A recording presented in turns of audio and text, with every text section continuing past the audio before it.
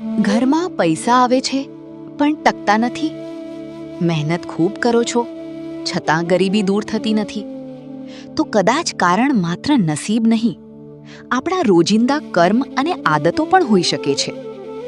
હિન્દુ ધર્મ અને વાસ્તુશાસ્ત્ર અનુસાર કેટલીક એવી ભૂલો છે જે ઘરમાં નકારાત્મકતા અને આર્થિક તંગી લાવે છે. સૌથી પહેલું કારણ ઘરમાં વડીલોનું અપમાન. જે ઘરમાં માતા પિતા અને વડીલોનું સન્માન નથી થતું, ત્યાં માતા લક્ષ્મી લાંબા સમય સુધી નિવાસ કરતી નથી. બીજું કારણ સવારમાં મોડું ઉઠવું અને આળસ. શાસ્ત્રોમાં કહેવામાં આવ્યું છે કે સૂર્યોદય પછી લાંબા સમય સુધી સૂતા રહેવાથી ઘરમાં ગરીબી અને નકારાત્મકતા વધે છે.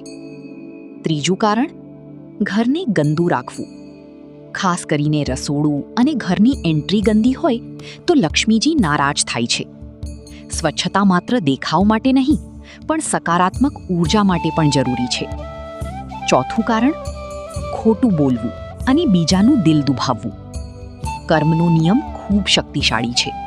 જેવું આપણે બીજાઓ સાથે કરીએ છીએ તેવું જ જીવનમાં પાછું મળે છે.